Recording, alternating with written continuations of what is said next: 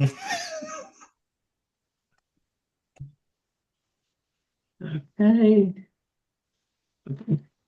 So we are group 4, and here's our guided imagery project for a 50-year-old experiencing bereavement. Mike. I'm Kaitlyn. I'm RJ. And I'm Victor. So our case study. So we have a 50-year-old struggling with bereavement. So Gladys is a 50-year-old female who presented to the emergency department for trouble falling asleep. She reports her symptoms started approximately 3 months ago after the unexpected death of her husband due to CVA. She reports episodes of difficulty falling asleep throughout her life, with most episodes lasting 2 to 4 weeks in duration, but this episode is the worst she has ever experienced. Gladys states that she lacks any energy to get out of bed and is unable to perform normal daily activities, including leaving her house. She states that she is too tired to prepare food, and she often goes entire days without eating. She states that her clothes are all starting to feel too big on her. She also reports feeling alone since the passing of her husband, stating that she took care of their home and children while he was working, but now that their 3 children are grown and live out of state, she is left by herself. She states that her husband was a social butterfly and would make friends with anyone around, but now she feels like I lost a piece of myself. I don't know who I am without Gerald. I can't believe this is real. Okay, so our first nursing diagnosis was risk for a disturbed sleep pattern related to grief, and this was evidenced by Gladys's self-reported difficulty initiating sleep, and as well as the recent death of her husband. So the two goals we came up with were to establish a nighttime routine for Gladys that's designed to better facilitate her sleep, and then continue to maintain healthy sleep hygiene at a 6-month follow-up. So the interventions we're going to use to accomplish these goals are to establish a healthy sleep hygiene habits, which may include reducing her daytime napping, limiting her screen use before bed, and creating kind of like a wind down routine, and also avoiding caffeine and alcohol. And then also we're going to incorporate guided imagery for sleeplessness into our nighttime routine, as well as guided imagery exercise to release grief. And a rationale for using these interventions come from Neirinckx, who says that insomnia can come from depression, anxiety, menopause, pregnancy, overconsumption of caffeine or alcohol, and as well as Mullen, who said that guided imagery is a useful tool for reducing pre-sleep arousal when incorporated into insomnia treatment. Okay, and then our second nursing diagnosis was a risk for social isolation related to the recent death of her husband and having no local friends or family. And this was evidenced by the loss of Gladys's spouse, who was the more social one in the marriage, and her immediate family, such as her children, lives out of state. And Gladys has reported a lack of energy to leave the house. So our goals for her are to connect her to a widow support group and create a routine that includes at least 2 social or community activities per week. So the interventions we're going to use to achieve this are to build rapport with Gladys and support her autonomy and self-advocacy. We're going to consult with social work services for linking her to support groups that might help.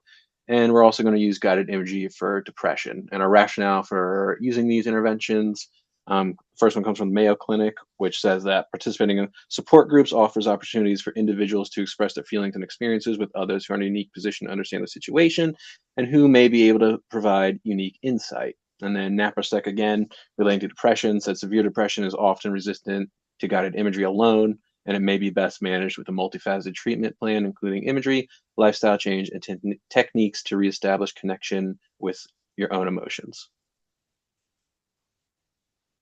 All right, and the third nursing diagnosis we came up with was a risk for complicated grief related to the sudden death of a spouse, as evidenced by persistent thoughts of her spouse's death and the statement, "I just can't accept that this is real."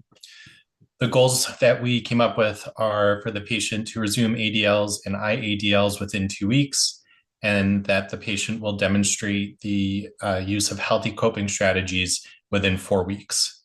The interventions we designed were a referral for bereavement counseling, and the rationale was that complicated grief is characterized by abnormal grief response, which requires professional treatment. And the other intervention was to teach coping strategies such as guided imagery.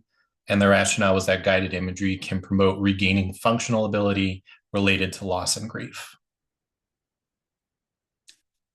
And the last nursing diagnosis was a risk for impaired nutrition related to grief, as evidenced by an inability to prepare meals and self-report of going days without eating.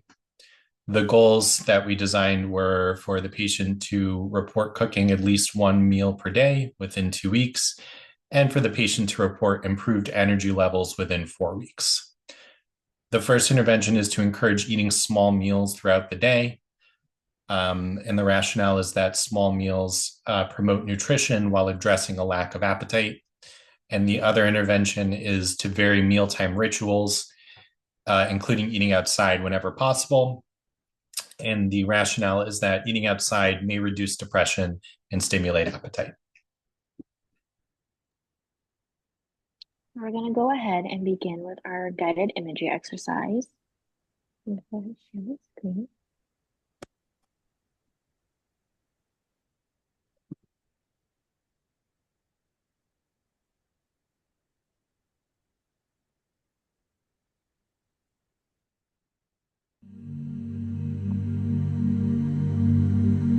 So now we're going to go ahead and begin by finding a quiet, comfortable place to lie down. Begin by finding a comfortable position in your bed and gently close your eyes, bringing your attention to your breath, inhaling through your nose and exhaling slowly through your mouth. Notice the rhythm of your breathing, the rise and fall of your chest. Allow yourself to settle into this moment, letting go of any tension or distractions from throughout the day. And if any distracting thoughts pop up, acknowledge them and gently push them away. Now, imagine a warm, gentle wave of relaxation starting at the top of your head. Feel it slowly flowing down, softening your forehead, your eyes, and your jaw. Let this wave continue down your neck and shoulders, releasing any tightness or stress. Allow it to move down your arms all the way to your fingertips.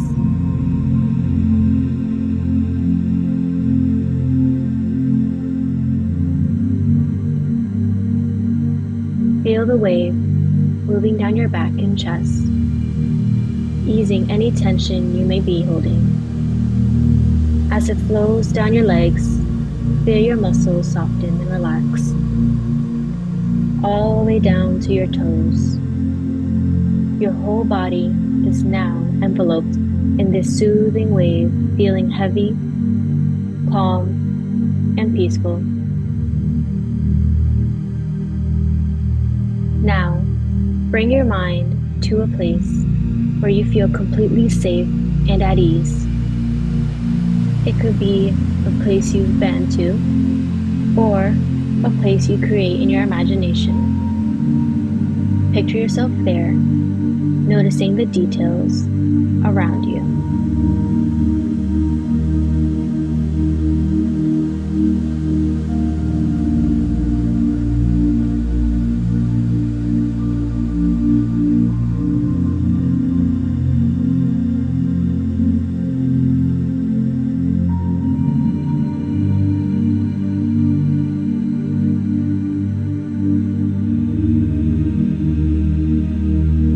What do you see? Maybe it's a serene beach with gentle waves lapping at the shore, or a quiet forest with sunlight filtering through the trees.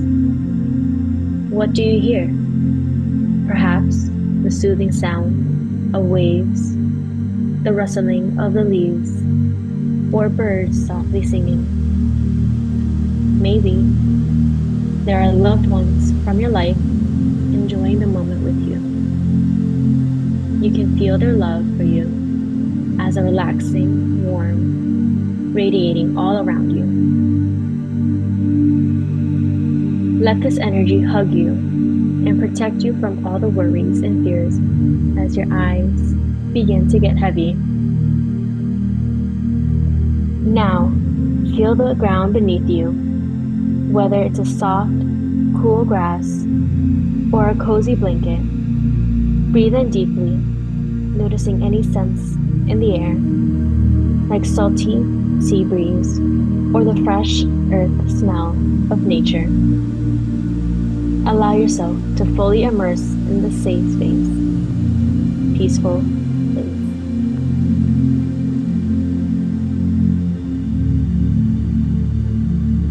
As you relax into this safe place, imagine any worries or anxious thoughts you have as small clouds floating above you. Each time you exhale, picture one of these clouds drifting away, carried by a gentle breeze. With each breath, feel lighter, as if your concerns are being released and carried far away. And as each breath floats away, your eyes get heavier and heavier. You feel sleep falling upon you like a warm, soft blanket. It calls to you and gently spreads throughout your body.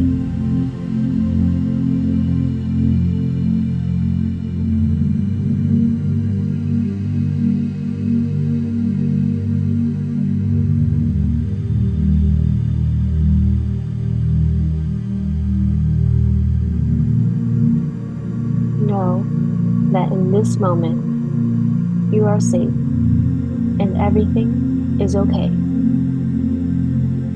There is nothing you need to do but simply be here, resting peacefully in the sanctuary of your bed. Know that you are loved, you are comfortable, and safe from all your worries that have built up throughout the day. As each worry leaves your body, you feel lighter and lighter until you are floating in an endless sea of sleep.